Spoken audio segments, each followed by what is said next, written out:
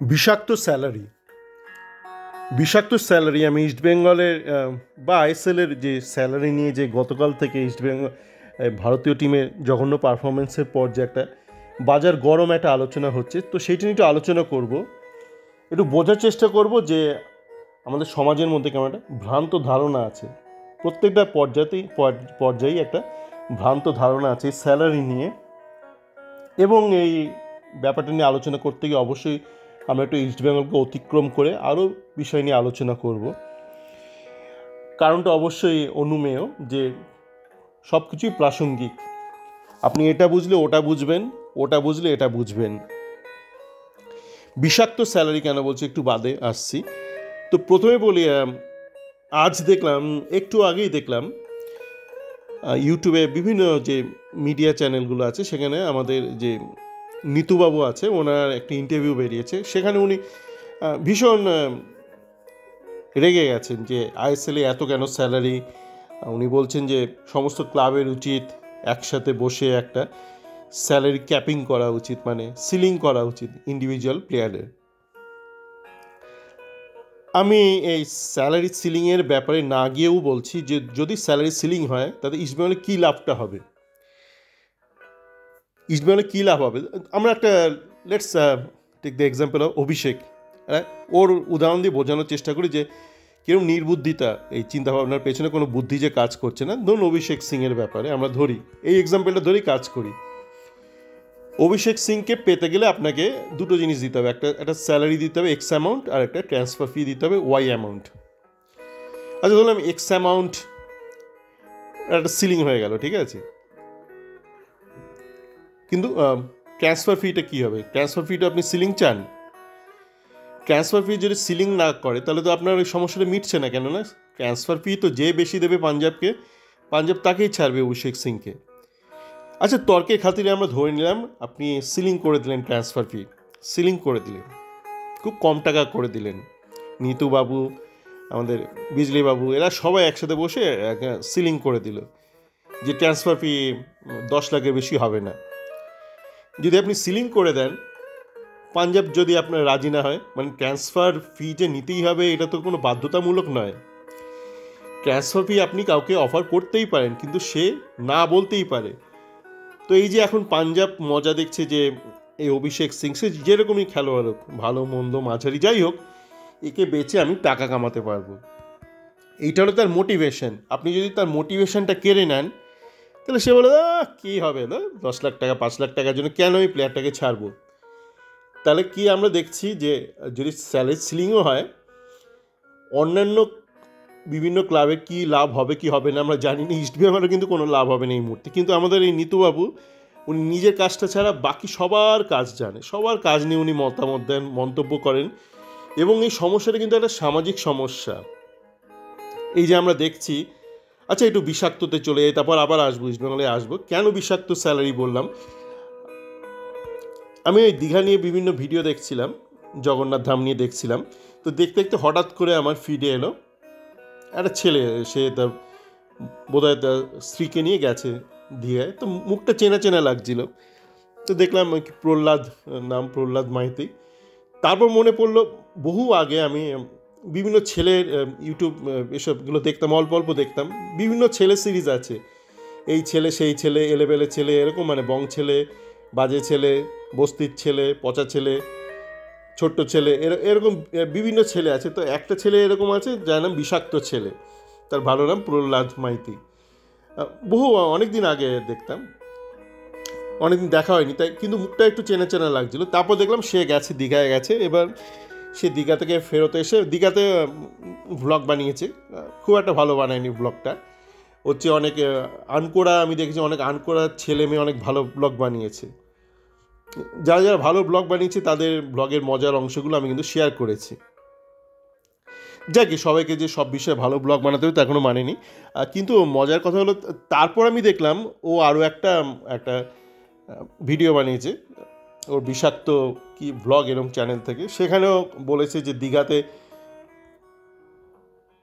হোটেলের দাম প্রচুর বেড়ে গেছে, 2 গুণ 3 গুণ, অনেকে 2 দিনের কমে দিচ্ছে না।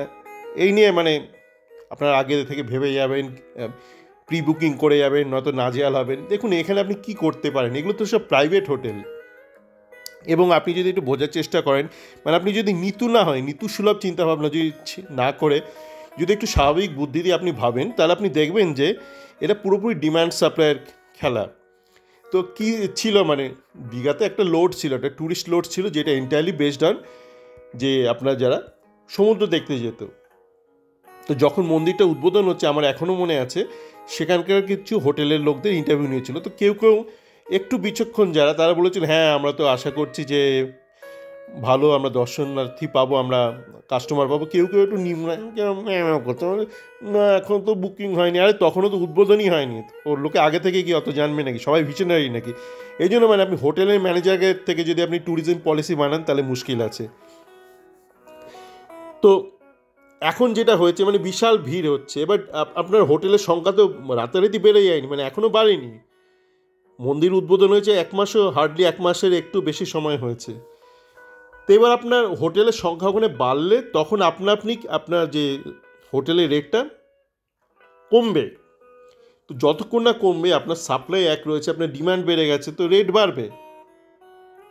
এবং এখানে প্রচুর কাজের অবকাশ রয়েছে। আপনার পশ্চিমবঙ্গ সরকার নিজে থেকে ওখানে ট্যুরিজম ডিপার্টমেন্টের তরফে প্রচুর জমি রয়েছে, তারা নিজেরাও করতে পারে। প্রাইভেট সেক্টরে প্রচুর ইনভেস্টমেন্ট হতেই পারে। তার কারণ হচ্ছে এখন পুরীর অবস্থা একটুখানি ঢিলে হয়ে যাচ্ছে। আমি আজকে দেখলাম অনিকেতের বাংলা বাজারে দেখলাম, পুরীতে মন্দিরের থেকে 2 কিলোমিটার রেডিয়াসে মাছ মাংস ডিম ভাত সব বন্ধ করে দিয়েছে। ভাত না, মানে মাছ মাংস ননভেজ সমস্ত আইটেম বন্ধ করে দিয়েছে। তো আপনি পুরীর ডিমান্ড কমবে। এবার পুরীতে প্রচুর হোটেলের যে ইন্ডাস্ট্রিটা রয়েছে, পুরীতে তো সাধারণত মাঝারি হোটেলেই ভর্তি। একটা দুটো ভালো হোটেল আছে, সেগুলোতে থেকেছি আমি। বিএনআর হোটেলটা খুবই ভালো। তারপর আপনার ওই চক্রতীর্থেরও ওখানে পুরী হোটেল, দুটোতে পুরী হোটেল, হ্যাঁ পুরী হোটেল খুব ভালো হোটেল। কিন্তু বেশিরভাগ যেগুলো স্বর্গদ্বারে মডারেট হোটেল, অনেকগুলোতে আমি থেকেছি। তার মধ্যে অনেকগুলোর কিন্তু ইনভেস্টার বা যারা লোন নিয়ে বা রেন্টে নিয়েছে, তারা কিন্তু বাঙালি। এবং সেসব অনেক হোটেলে কিন্তু একটা ছোট্ট সংস্করণ আছে অলরেডি ইতিমধ্যে দীঘাতে। তো এবার তাদের মধ্যে অনেকেই এবার সরে পড়বে, মানে তারা দীঘাতে এসে ইনভেস্ট করবে, যেহেতু ওখানে পুরীর খুব একটা ভালো ভবিষ্যৎ নেই, মানে ট্যুরিজম পার্সপেক্টিভে ভবিষ্যৎ নেই। প্লাস গভর্নমেন্ট থেকে প্রচুর কাজ করতে পারে, মানে ট্যুরিজম ডিপার্টমেন্ট থেকেই করতে পারে পশ্চিমবঙ্গ। ট্যুরিজম ডিপার্টমেন্ট থেকে করলে যেটা সুবিধা, সেটা হচ্ছে যে আপনি কিন্তু প্রচুর লোককে নিয়োগ করতে পারবেন সরকারি চাকরিতে, এবং সেটা একটা আলাদা একটা সম্মান আছেই। মানে আমরা অনেকে বলি আমার ছেলে হোটেলে চাকরি করে, কিন্তু বল আমার ছেলে ট্যুরিজম ডিপার্টমেন্টে কাজ করে পশ্চিমবঙ্গ সরকারে, সেটা একটা আলাদা একটা মান সম্মান, একটা সামাজিক স্বীকৃতি তার মধ্যে আছেই। তো এটা হলো হোটেল ডিমান্ড। ওই ছেলেটা দেখছিলাম বিষাক্ত ছেলে, সে আরও বলছে 2 দিনের কমে দিতে চাইছেন। এখানেও কিন্তু পুরোপুরি ব্যাপারটা পুরোপুরি ফাইন্যান্স। আপনাকে এইটা বুঝলে আপনি হয়তো রাগ করবেন না। সাধারণত শনি রবিবার অনেক লোকে বুকিং করতে চায়, শনি রবি। এবার আপনি যদি শুধু শনিটা বুকিং করে রাখেন, তো আপনার ওই হোটেলের ওই রুমটা তো রোববার বুকিং চট করে হবে না।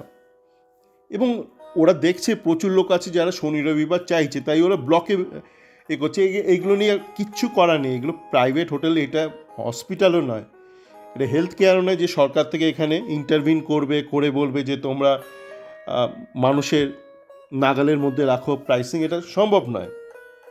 একদম 100% কমিউনিজম বা সোশ্যালিজম হলে সেটা সম্ভব, সেটা এই মুহূর্তে 2025 দাঁড়িয়ে সম্ভব নয়। এবার আমরা আসি স্যালারির বিষয়ে। দেখুন স্যালারির বিষয়টা একই রকম, ফুটবলারদের যে স্যালারি। এবার আপনি সেই মানে ডিমান্ড সাপ্লাইয়ের খেলায় অংশীদার হবেন নাকি আপনি অংশীদার হবেন, এটা আপনার হাতেই অনেকটা। আপনি অংশীদার হয়ে কতটা লাভবান হয়েছেন। আপনি জিকসন সিংকে এনে মরাকান্না জুড়ে দিয়েছিল, লিটারেলি ইস্টবেঙ্গল ফ্যানরা মরাকান্না জুড়ে দিয়েছিল যখন দেখছিল যে সৌভিক খেলছে, জিকসন খেলছে না। এমন নয় যে জিকসন খারাপ খেলেছে, জিকসন পরবর্তীকালে সিজনের শেষের দিকে বিভিন্ন পজিশনে ভালো খেলেছে, সেন্টার ব্যাকে ভালো খেলেছে, কিন্তু সৌভিক ভালো খেলেছে। এবার আপনি সৌভিককে কম মাইনে দিচ্ছে বলেন যে সৌভিককে নামাবেন না, তা তো হতে পারে না। স্পোর্টিং রিজন তো নয় সেটা। তো আপনি কিন্তু মানে আনোয়ার আলীকে এনেছেন, ভালো খেলেছে, আনোয়ার আলী ভালো খেলেছে। এবার আনোয়ারের ক্ষেত্রে তো ইস্টবেঙ্গল বেশি টাকা দিয়েছে বলেই বাজাজ ছেড়েছে, নয়তো বাজাজ ছাড়তো না আনোয়ারকে। ইস্টবেঙ্গল মোহনবাগান সুপার জায়ান্টের থেকে বেশি অফার করেছে বলেই ছেড়েছে। তো আপনি তো নিজে আপনার যে একমাত্র বোধহয় একটা সাফল্য, সেটা তো ওই আপনি ডিমান্ডের থেকে মানে আপনি বেশি অফার করেই পেয়েছেন, তো আপনি আবার উল্টো কথা বলছেন কেন? আর যেটা আপনার হাতে রয়েছে, দেখুন আপনার কাছে প্রচুর ভালো ভালো অল্প বয়সী প্লেয়ার রয়েছে, তাদেরকে আপনি প্রমোট করেননি। এই যে ইস্টবেঙ্গল এতটা মাটিতে লটালটি খাচ্ছে, এটা কিন্তু অনেক দিনের পাপ, মানে বিগত কয়েক বছরের পাপ, এবং এই কিন্তু একটা সামগ্রিক পাপ। আপনি শুধু নিতুকে দোষ দিয়ে লাভ নেই, আপনি ফ্যান হিসেবেও দোষী। জানি না আপনি হয়তো ব্যক্তিগতভাবে দোষী নয়, কিন্তু আপনার আশপাশে এরকম প্রচুর ফ্যান আছে যারা দোষী। আমি তো আইএসএল আসার পর থেকে খেয়াল রাখছি ইস্টবেঙ্গলের জুনিয়রদের কী অবস্থা। সঞ্জীব ঘোষ ছেলেটাকে ওই ডান দিক বাদিক ওপর নিচ বিভিন্ন পজিশনে খেলে গেছে, সুমন দে, এদের সাথে অত্যাচার করা হয়েছে। কেন করা হয়েছে না, আমরা কেরালা থেকে কিছু ছেলেদের এনেছি, তারা তাদের যাতে যেই ফেভারিট পজিশনে খেলতে পারে, তাদেরকে অন্য কোনো জায়গাতে টেস্ট করা হয়নি। কেন অন্য পজিশনে দিলে তারা যদি ফেল করে, তো অন্য পজিশনে কাদের ঠেলে দেওয়া হয়েছিল, বাঙালি ছেলেদের ঠেলে দেওয়া হয়েছিল। সুমন দে থেকে শুরু করে তন্ময় দাস, শ্যামল বেসরা, প্রত্যেকটা বাঙালি ছেলের সাথে অন্যায় করা হয়েছে। আপনি তো চুপ করেছিলেন তখন। তো আপনি তো পাপের অংশীদার, মানে আপনার চোখের সামনে পাপ হয়ে যাচ্ছে, আপনি পাপে ফু দিয়েছেন। তো এখন সেই পাপের আগুনে আপনি জ্বলবেন না তো কে জ্বলবে? আপনি এখন এসে স্যালারি করছেন, কি স্যালারিটা পুরোটাই ডিমান্ড সাপ্লাই। এখানে কার কী করার আছে? আপনি দেখছি অনেকে এজেন্টকে দোষ দিচ্ছে, এজেন্ট নাকি এই করেছে, এজেন্টের এখন সমস্ত বিষয় এজেন্ট আছে। আপনি একটা হোটেল বুকিং করবেন, আপনাকে তো থ্রু আর ওয়েবসাইট করতে হচ্ছে, সেটা তো একটা এজেন্ট।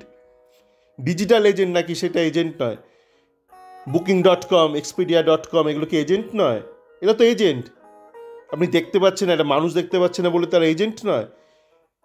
এখন সমস্ত কিছুই তো থ্রু এজেন্সি হচ্ছে। আপনি একটা একটা বড় অ্যাপার্টমেন্ট বুক করবেন বা রেন্ট নেবেন, এর তো সেই ছেলের মতন, যে ছেলে তো উল্টোপাল্টা পাড়ায় যায়, মা বলছে ওই পাড়াটা আছে বলে আমার ছেলে সেখানে যায়, এমন ব্যাপার যেন গোটা শহর সেখানে সেই পাড়াতে চলে যাচ্ছে। এখন সমাজটা ওরকম হয়ে গেছে। এই যে কালকে আমি যখন এই সোশ্যাল মিডিয়াগুলো তো আসে, সমস্ত সারাক্ষণ তো ইস্টবেঙ্গল দেখি না, তো দেখছিলাম এক রাশিয়ান চায়ের দিদির ঘটনা। আমি দেখি না আগে ওই মাঝে মধ্যে ফিড এসেছিলো, কিন্তু খেয়াল করিনি। কিন্তু সেদিনকে ওই রাজুদার পরোটা দেখতে গিয়ে দেখলাম রাশিয়ান দিদির চা চলে এসছে। এবার রাশিয়ান দিদির, আমি এটাও প্রাসঙ্গিক, এই ইস্টবেঙ্গল ফ্যানদের যে আচরণ আপনারা দেখছেন, যে যার পেছনে কোনো লজিক্যাল ব্যাখ্যা নেই, আপনারা এই রাশিয়ান দিদির ব্যাপারটা শুনলে বুঝতে পারবেন। এবার দেখছি রাশিয়ান দিদির নাকি মাঝে ওনার যে চায়ের দোকান ছিল সেটা বন্ধ করে দেওয়া হয়েছে। তো তারপর দেখলাম বিভিন্ন জায়গাতে ওনার ইন্টারভিউ নেওয়া হয়েছে, প্রতিষ্ঠিত বিভিন্ন মিডিয়া চ্যানেল থেকে, বা যেগুলো প্রথাগত যে মিডিয়া, সমস্ত সবাই করেছে দেখলাম ওনার ইন্টারভিউ। তো উনি বলছেন, দেখুন দাদা, মানে আমি তো মানে শুধু চা বিক্রি করি, হঠাৎ এসে গ্রামবাসীরা বা কোনো একটা গোষ্ঠী এসে পোস্টার মেরে দিল, আমি নাকি পরিবেশ নষ্ট করছি, মানে সামাজিক পরিবেশ। তা বলছে আপনি কি কোনো পোশাক টোশাক? বলছে না, সেরকম তো পোশাক, আমি তো সাধারণ পোশাক, যেরকম পোশাক ইন্টারভিউ দিচ্ছি সেরকম পোশাক। আমার ইনস্টাগ্রাম অ্যাকাউন্ট নিয়ে লোকের অনেক আগ্রহ। তো আমি পরবর্তীকালে মানে কিছুক্ষণ বাদে চেক করলাম ওনার ইনস্টাগ্রাম অ্যাকাউন্টে। এবার কী হয়েছে, উনি দেখুন মানে অবশ্যই ভালো দেখতে, সুশ্রী, চুলে কালার ফালার করা, তাই ওনাকে সাধারণ পাবলিক আমাদের একটু ফর্সা টর্সা সুন্দর দেখতে হলে একটা নাম দিয়ে দিই, বিদেশি তো একটা রাশিয়ান নাম দিয়ে দিয়েছে। কে দিয়েছে জানি না, উনি হয়তো নিজেও জানেন না।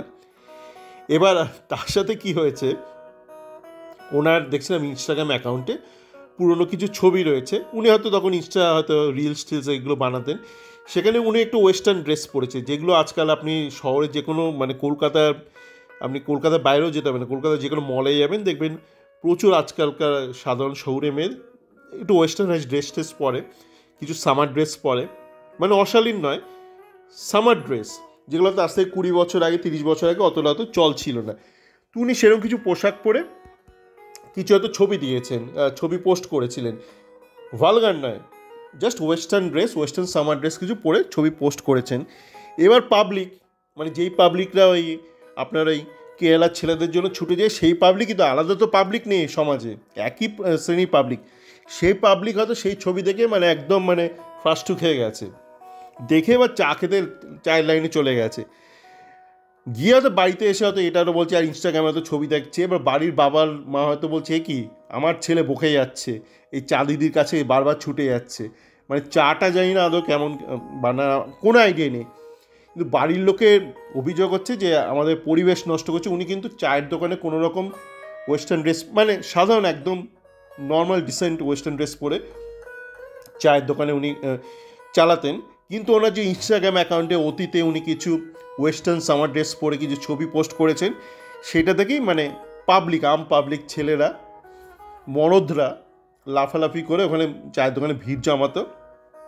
তো এরকম মানে আজকাল আপনি হঠাৎ করে স্যালারি শুরু হয়েছে, সবাই স্যালারি শুরু করে দিচ্ছে। আর আমি তো বারবার বলেছি, এই স্যালারি আপনি যদি কমিয়েও দেন, এদের খেলা, এ পা থেকে খেলা বেরোবে। আর আপনি যে বলছেন এই স্যালারিটা কমিয়ে দিয়ে অন্য জায়গায় ইনভেস্ট করতে, এই ব্যাপারটা তো নেই এদের মধ্যে। যেসব মারোয়ারিরা চালাচ্ছে, অনেক মারোয়ারি আছে, তারা বেসিক্যালি বিজনেসম্যান না, তারা ট্রেডার। তাদের এটা মজ্জায় রয়েছে। তারা ভিশনারি কিছু করে না। তারা আজকে চালের ব্যবসা করে, কালকে ডালের ব্যবসা করবে, কাপড়ের করবে, তারপর দিন আইপিএল করবে, তারপর দিন আইএসএল করবে, তারপর দিন এটা করবে সেটা করবে। এদের টাকা এলেই হলো, কিভাবে আসছে, একটা ইন্ডাস্ট্রিকে তৈরি হচ্ছে কি হচ্ছে না, দেশ এগোচ্ছে কি এগোচ্ছে না, এই ব্যাপারে এদের কোনো মাথা ব্যথা নেই। এবং ভারতের বেশিরভাগ ব্যবসাদারই একই মানসিকতার। তা আপনি যদি বলেন যে প্লেয়ারদের মাইনে কমিয়ে দাও, কমিয়ে দেবে, তারপর কী হবে? এখন অনেকে বিকাশ পাজি বলছে আমরা এত টাকা পেতাম না। ভাই মিথ্যা কথা বলো না, তোমাদের সময় যা বাজার রেট সেই অনুযায়ী তোমার টাকা পেতে, ওপরের দিকে স্যালারি পেতে। তুমি এমন কিছু করোনি ভাই বিকাশ পাজি, এত পেট বানিয়ে ডপ মেরো না। আজকালকার ছেলেরা তো তোমার খেলা দেখেনি, তুমি ভালো খেলতে, ঠিক আছে, তুমিও কোনো হাতি ঘোড়া মারোনি এশিয়ান সার্কিটে গিয়ে। আর তুমি আজকের দিনে জন্মালে তুমি আজকের দিনে ছেলেদের মতন টাকাটাই পেতে। কিন্তু টাকাটা কোনো ফ্যাক্টর নয়। আমি যে বললাম, আজকে যদি আপনি সমস্ত সিলিং করে দেন, ট্রান্সফার ফিতে সিলিং করে দেন, স্যালারিতে সিলিং করে দেন, তবু আপনি অভিষেক সিংকে পাবেন। আর অভিষেক সিংকে পেলেও তার কেসটা যে জিকসন সিংয়ের মতন হবে তার কোনো নিশ্চয়তা নেই, বা এটা যে হতে পারে তার সম্ভাবনা, যে নিয়ে এলেন তারপর দেখলেন তার থেকে অন্য কেউ বেটার খেলে দিচ্ছে। তো এই ব্যাপারগুলো একটু ভাবার দরকার আছে। অত হুজুগে আপনি যাচ্ছেন, ভিড় করছেন, লাফালাফি করছেন, কান্নাকাটি করছেন। একটু ভাবুন, একটু ভাবাটা দরকার। চলে, ভালো থাকবেন।